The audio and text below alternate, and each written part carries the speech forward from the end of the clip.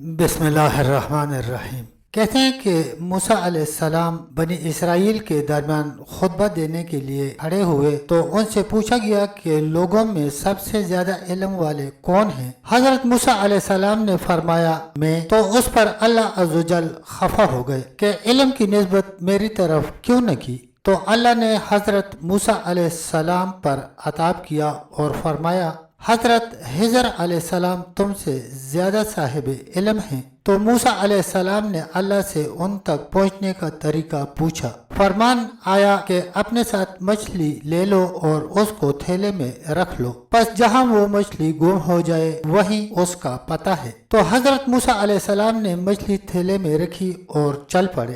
آپ کے ساتھ آپ کے شاگرد یوشع علیہ السلام بن نون بھی تھے۔ چلتے چلتے ایک چٹان پر پہنچے تو بغرض آرام لیٹے اور آپ علیہ السلام کی آنکھ لگ گئی۔ مچھلی جو پکی ہوئی تھی وہ تھیلے میں پھڑپھڑانے لگی اور پھر تھیلے سے نکل کر سمندر میں جا پڑی، اور جہاں جہاں سے بھی یہ گزری سمندر میں سوراخ سا بنتا گیا، اور اللہ پاک نے پھر اس سوراخ میں پانی جاری ہونے سے روک دیا اور وہاں تاک بن گیا۔ پھر جب حضرت موسیٰ علیہ السلام بیدار ہوئے تو یوشع بن نون کو خبر ہو چکی تھی، مگر وہ حضرت موسیٰ علیہ السلام کو بتانا بھول گئے۔ پھر دونوں دوبارہ محو سفر ہو گئے مچھلی کے گم ہونے کی جگہ تک، تو ان کو کوئی بھوک اور تھکاوٹ نہ ہوئی، مگر جب وہ وہاں سے آگے بڑھ گئے تب بھوک اور تھکاوٹ کا احساس ہونے لگا۔ جب دوسرا روز آیا تو حضرت موسیٰ علیہ السلام نے یوشع سے فرمایا مجھے بھوک لگ گئی ہے، میرا ناشتہ یعنی مچھلی لے آؤ۔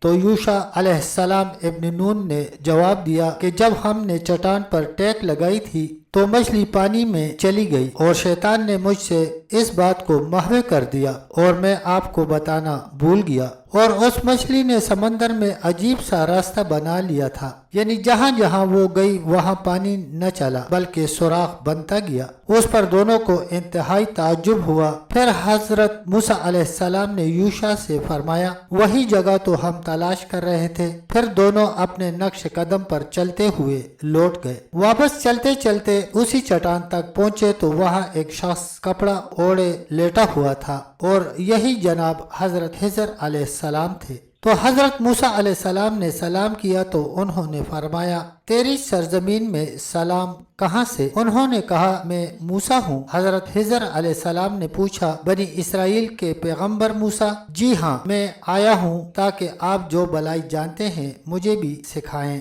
فرمایا آپ میرے ساتھ ہرگز صبر کے ساتھ نہ رہ سکیں گے۔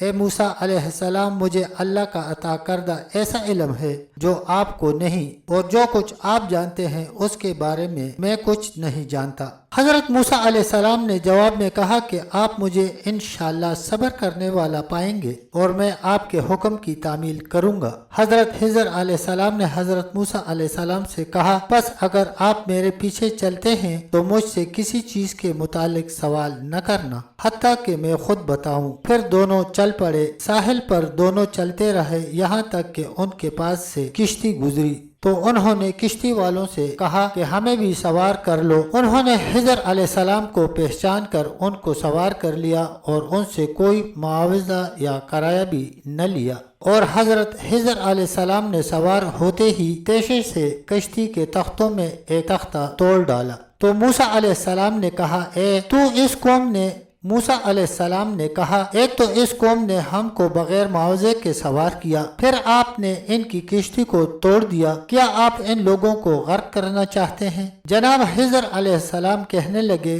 کیا میں نے آپ کو نہ کہا تھا آپ میرے ساتھ صبر نہ کر سکیں گے؟ جناب موسیٰ علیہ السلام نے کہا میں بھول گیا، اس پر میرا مواخذہ نہ کریں، آئندہ میں احتیاط سے رہوں گا۔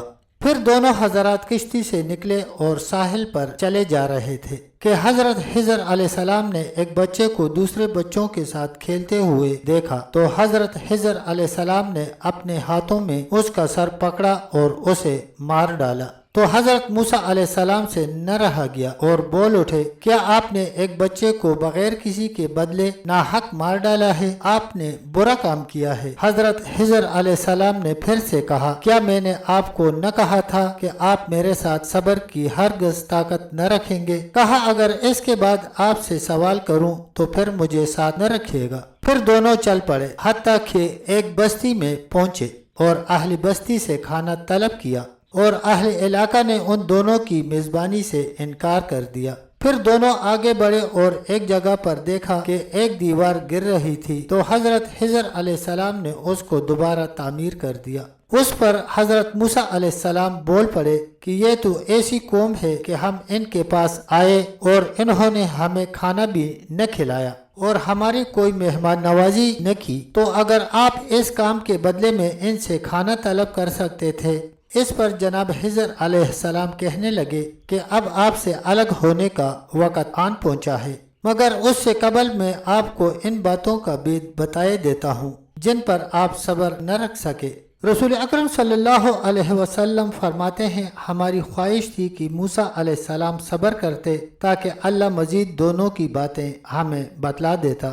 حضرت خضر علیہ السلام نے اس خیال سے کشتی کا تختہ اکھاڑا تاکہ آگے جو ظالم بادشاہ آئے گا وہ اس کو ان کے عیب و نقص کی وجہ سے چھوڑ دے، لہذا ایسا ہوا۔ پھر آگے جب بادشاہ کے پاس نکل گئے تو دوبارہ کشتی کو درست کر لیا اور اس کو تارکول سے درست کیا، اور جس بچے کو حضرت خضر علیہ السلام نے قتل کیا اس کے والدین مومن تھے اور وہ خود کافر تھا، تو خضر علیہ السلام کہتے ہیں، ہمیں خوف ہوا کہ کہیں یہ ان کو سرکشی اور کفر میں مبتلا نہ کر دے، اور اللہ کی محبت ان کو اس سے بہتر اور پاکیزہ اولاد عطا فرما دے۔ اور فرمان الہی ہے، اور پس دیوار شہر میں 2 یتیم لڑکوں کی تھی، ان کے نام اسرام اور سریم تھے، اور ان کے والد کاشح تھے، اور اس دیوار کے نیچے دونوں کا خزانہ تھا۔ تب تک دوستو اتنا ہی، ملتے ہیں ایک اگلی ویڈیو میں، تب تک کے لیے اللہ حافظ، اللہ نگہبان۔